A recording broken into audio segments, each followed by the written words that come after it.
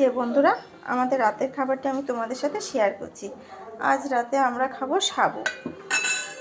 আমি সাবুটি আগে থেকে রান্না করে রেখেছি, রান্না করে ঠান্ডা করে রেখেছি, ফ্রিজে রাখিনি। যেহেতু আজ একাদশী, আমি ফ্রিজের তা খাবো না। আর আমরা সবাই আজ রাতে এটাই খাবো।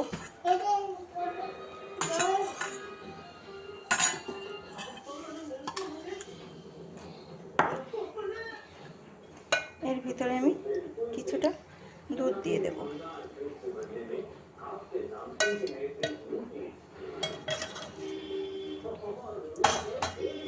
আর কিছুটা ফল দিয়ে দেব।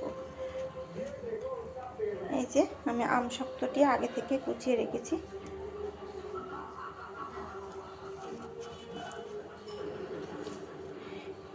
কলা, আঙুর আর দিয়ে দেব আপেল।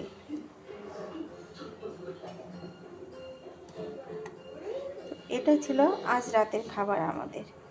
তোমাদের কেমন লাগলো কমেন্টে জানিও।